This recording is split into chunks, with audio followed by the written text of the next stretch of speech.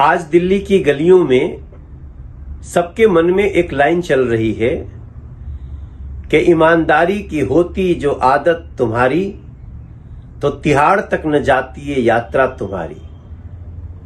आज अरविंद केजरीवाल जी को 15 दिन का जुडिशियल कस्टडी देकर के तिहाड़ जेल भेज दिया गया है, जहां पर वो पहले से जेल में बंद अपने 3 साथियों के साथ 15 दिन तक रहेंगे, उनसे पूछताछ होगी। लेकिन कुछ बातें बहुत इंटरेस्टिंग है जो दिल्ली को जानना चाहिए।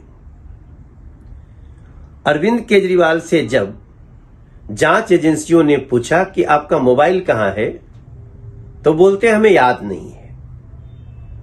मेरे दिल्ली के भाई बहन, अपना मोबाइल कहां है यह भी भूला जा सकता है क्या? और जो मोबाइल उन्होंने उपलब्ध कराया, बोलते हैं उसका हमें पासवर्ड नहीं याद है। जांच एजेंसियों के साथ एक नॉन कोऑपरेशन, आज कोर्ट में भी उसकी चर्चा हुई। कोर्ट में यह बात कही गई कि ये असहयोग कर रहे हैं और पूरी जांच टीम को मिसलीड कर रहे हैं। अरविंद केजरीवाल का यह व्यवहार दिल्ली की जनता भी जाने। और हां, यह भी याद रखिएगा कि आज उनको 15 दिन के जुडिशियल कस्टडी में कोर्ट ने भेजा है, भारतीय जनता पार्टी ने नहीं। उनके पहले से जो जेल में साथी हैं, उनको बेल देना कोर्ट का काम है, भारतीय जनता पार्टी का नहीं। मैं अक्सर जेलों में कई बार कैदियों से मिलने जाता हूं। अब मैं सोच रहा हूं कि एक दिन तिहाड़ भी चलूं, थोड़ा कुछ मोटिवेशनल स्पीकर्स को भी लेके जाऊं, हम भी कुछ बात करें, जिससे शायद इन लोगों की अंतरात्मा जागे।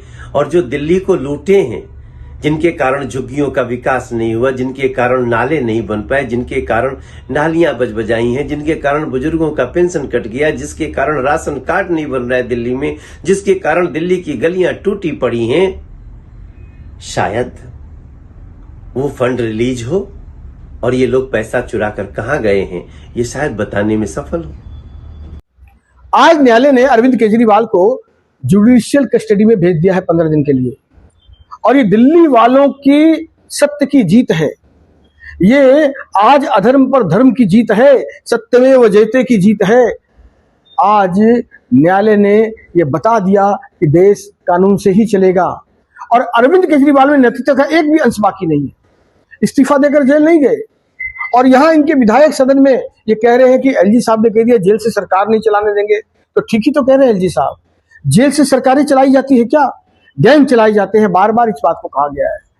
और बड़े ताज्जुब की बात है, नैतिकता की दुहाई देते हैं, भगत सिंह की बात करते हैं और भगत सिंह का, फ्रीडम फाइटर्स का अपमान कर रहे हैं ये लोग।